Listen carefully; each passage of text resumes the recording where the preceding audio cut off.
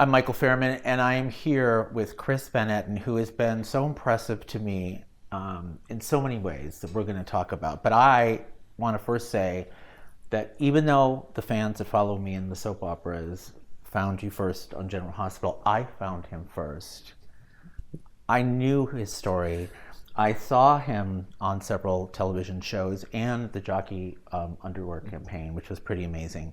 But we're going to talk about a lot of things in this interview. Chris, thank you so much for agreeing to do this. Thank you. I think we should start with General Hospital. Okay. We'll work our way back. Sounds good to me. So all of a sudden, I see that Chris is on General Hospital, and he got the role of Chet Driscoll, which is Amy's brother, who is much talked about before we saw him on screen.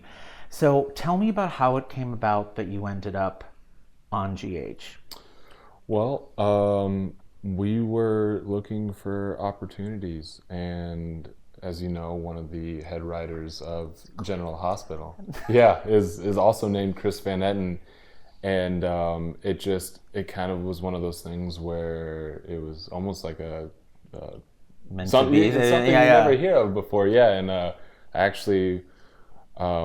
Because of that, and that actually kind of helped with, I guess people were searching me on Google, and I helped kind of catch some of the producers' attention, and we were out trying to figure out what we wanted to kind of participate in, and so we were able to get together with the producers and with Mark and get Mark Teschner, Mark Teschner, and get everything going with General Hospital.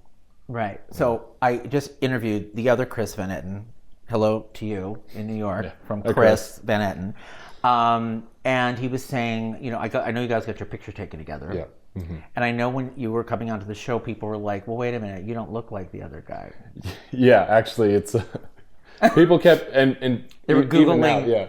Even now, people, and it's not anyone's fault, because if you search on IMDb for Chris Van Etten, it has my picture with his biography, so I could easily see where people would get confused.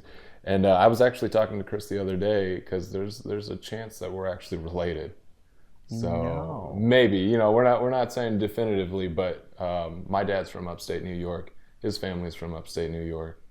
And there's not very many Van Ettens out there to begin with, so it'd be interesting to see if there's any sort of family tie there. So what was it like when you met the other Chris? Yeah, I wouldn't say that it was like looking into a mirror, but I was like, if we are related, I could see we have but he's a great guy. I mean, the moment that I saw him, we just hit it off. He was a cool guy, and we've been able to keep in touch and just kind of talk about General Hospital and everything.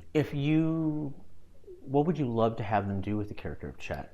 Do you have something a story you'd like to tell, given, your background? Yeah, so the biggest story, and that's a great question actually, because the one thing that I'm hoping that I can really do with Chet is bring awareness not only to, disabilities, but kind of break the stigma of veterans with PTSD and war veterans, and kind of break the stigma of, if you have PTSD, you're kind of like it's uncontrollable. Mm-hmm. You can't focus with it, and I want to show people that you can overcome it, and I'm hoping I can do that. So you'd like Chet. to show that with Chet, how he's dealing with it on a daily basis. To deal with it, and for people who've watched it, he's coming from a drug overdose with an addiction to opioids. And it would be awesome to see where they're going to take it, and if they can take it to that, overcoming those challenges. And I'm not obviously going to write the story for them, but it'd be interesting to see where they take it. They loaded him up from the beginning as a drug addiction, war veteran, Amy's brother, mm-hmm. And she was doing the whole thing with Ask Man Landers for Chet. Yeah.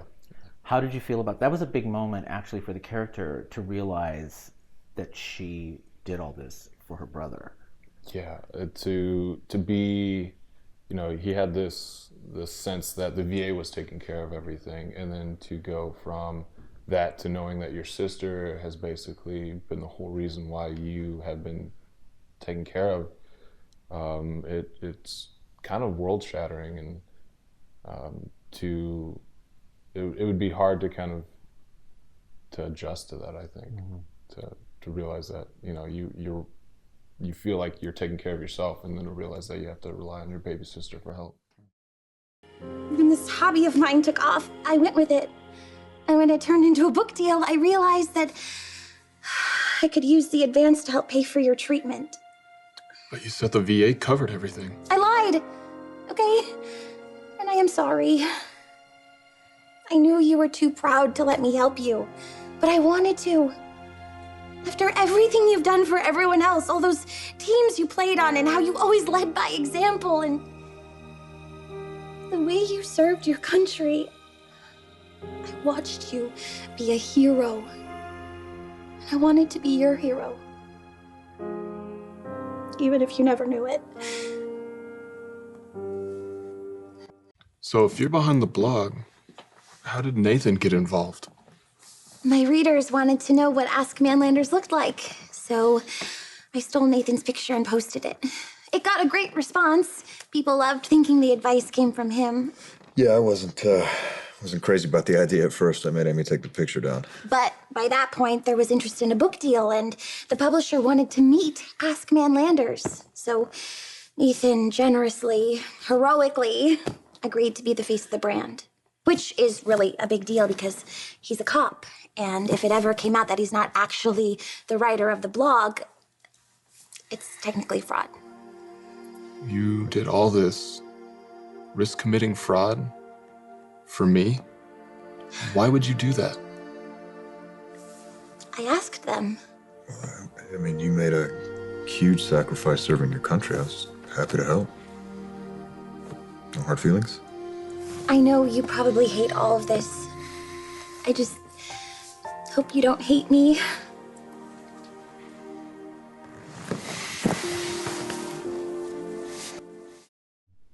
So when you got to General Hospital and you filmed your first scene, what was that like? Was it overwhelming? Were you fine? Were you like cool as a cucumber? What was the deal? Because they move very fast in daytime. They do. Like They it's move like very it's like fast. one take and you're done. Yeah, no, they move really fast. Was that your experience as well? It was overwhelming at first, just because it was the first time working in that kind of environment. But as soon as I started, meeting the cast and meeting all of the crew, I instantly felt like I was in a place where I was at home. And I did my first few takes, and yeah, you're right. It's like you get maybe 4 takes tops, but because it's so fast paced. But everyone was so supportive, and they helped guide me in the direction that that they wanted me to take. And I can't say too much. I can't say enough about these guys. Now, what about Riza when you met your on-screen sister? What was that like? Riza, she is such a sweetheart. She's absolutely amazing. I mean, from the moment that we first met, it was just like, I felt like she could be my sister in real life. Well, at first, we the viewers didn't know if that was real. Like, was she really telling the truth? Was there really a brother? Yeah. Because you weren't sure if she was like scamming, trying to get into with Nathan and what was going on with that. So it was like, all right. And then when they made the decision to cast you, I thought that was such a smart move to hopefully tell more of the story. Yeah. Even a love story? Would you want to do? What would you feel if you had to do a love story? I'm just gonna see where they take me. I know whatever they plan to have. Whatever plan they have for me and for Chet. I know it's gonna be in a good direction. So I'm excited. I don't know yet, but I can only imagine it's gonna be great things. So you went to. It was in 2012. You were in Afghanistan. So did you want to enlist in the Marines? Like, how did it all come about that you first? Is that something you wanted to do? Yeah. So my parents were actually both Air Force, and if you ask my mom, she says that I needed to join a military branch that was more stubborn than I was, and so that's how the Marine Corps came about. Because of your stubbornness. Because of my stubbornness, and I wanted to do something that. Whether it was for, I made a whole career out of it, or if I just did 4 years and moved on to something else, I wanted to do something that I could look back on and really be proud of.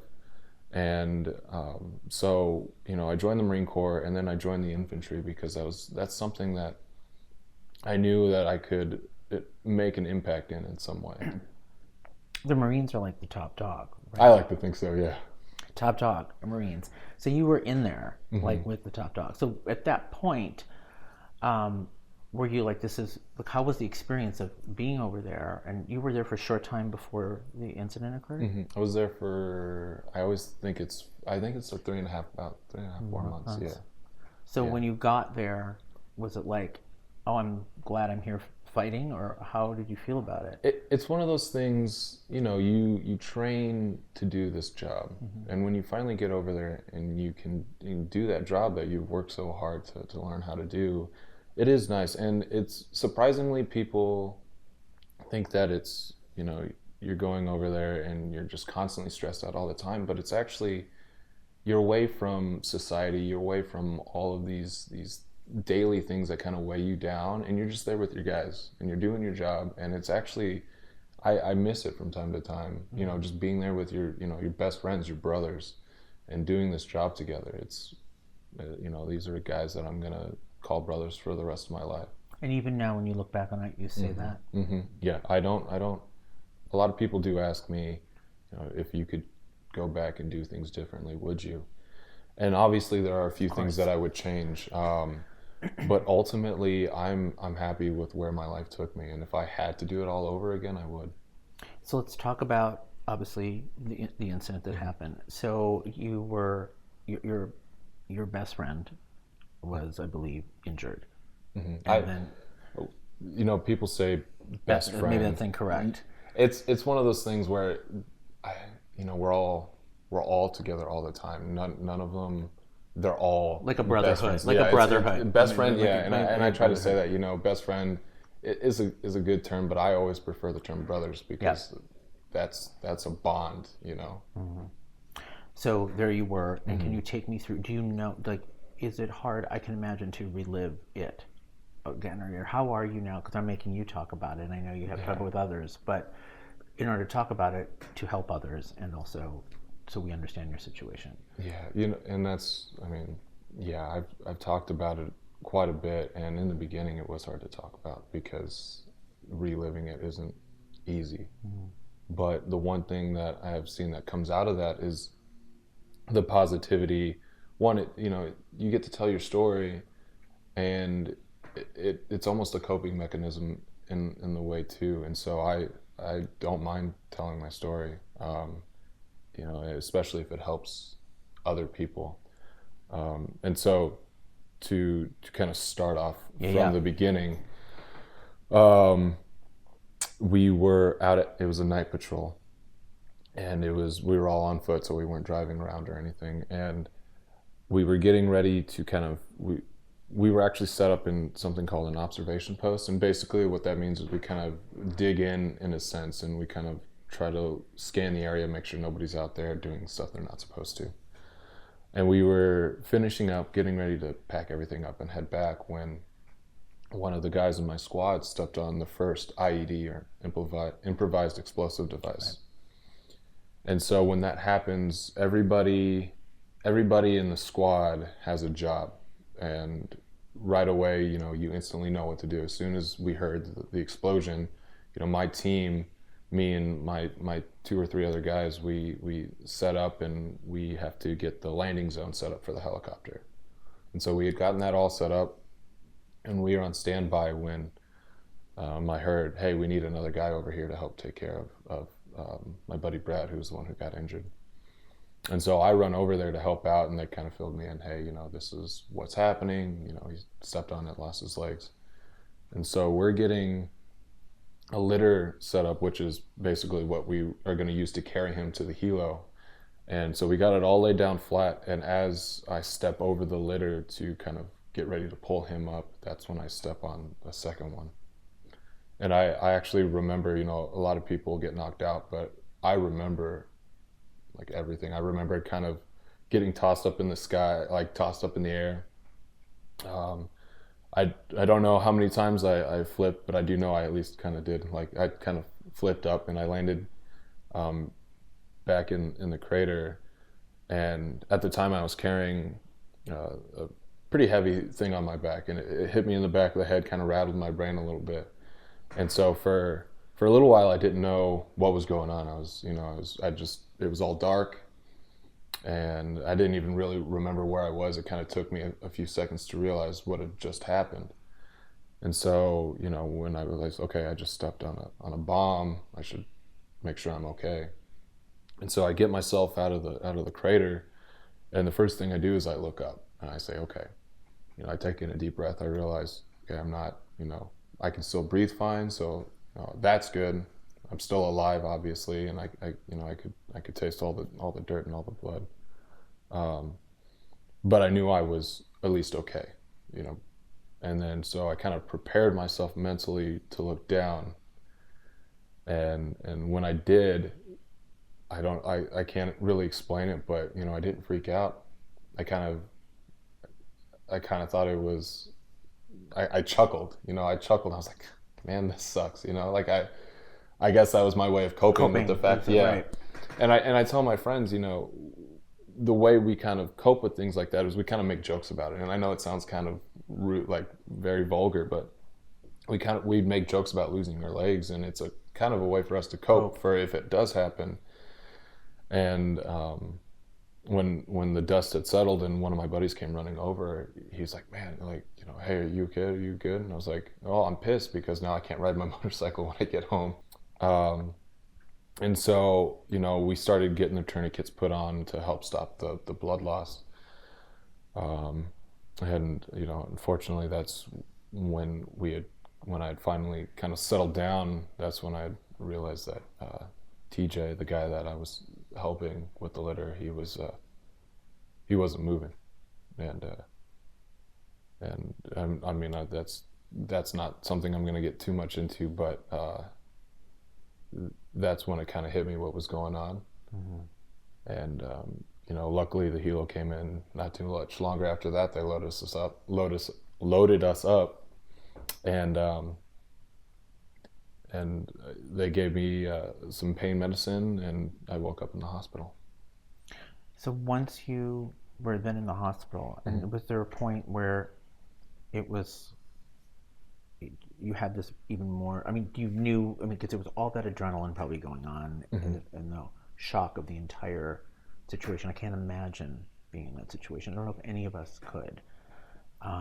When you woke up and you're now in recovery and trying to figure out what to do, what was that like for you? Now realizing, now what?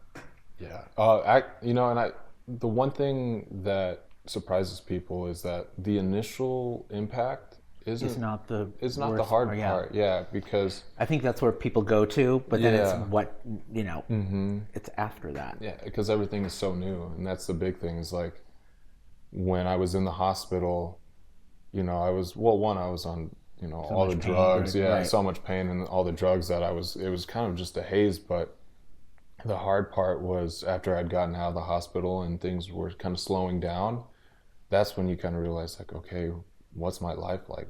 What's my life going to be like now? And it was tough. Obviously there was physical challenges that came with losing my legs, but the hardest part was the mental challenges of trying to figure out who I was again. And so,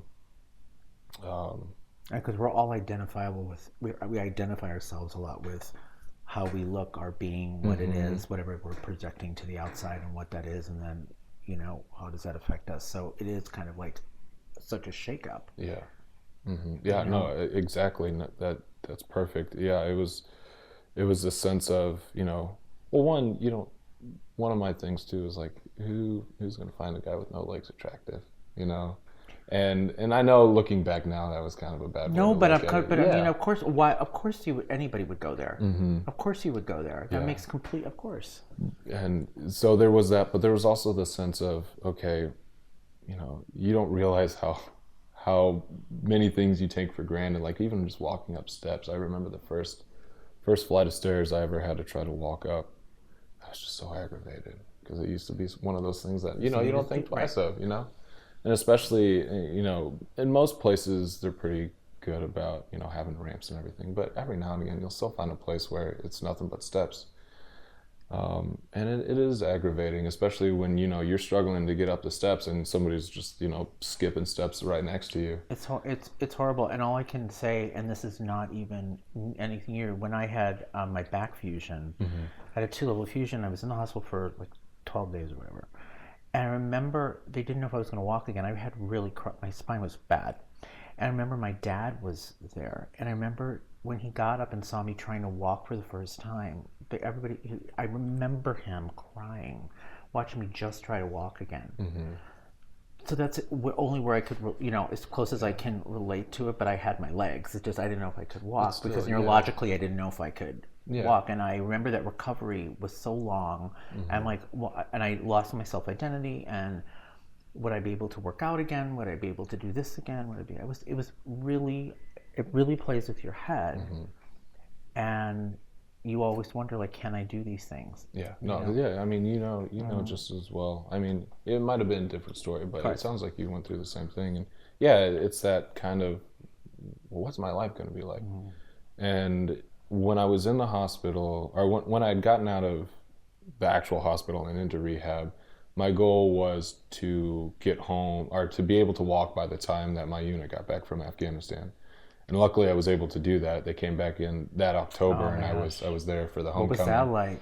It was, it was a bunch of mixed emotions. Yeah, seeing those guys. I know it not only boosted my spirits seeing them, but hopefully, it boosted their spirits too. Yeah, we're all just excited to see each other.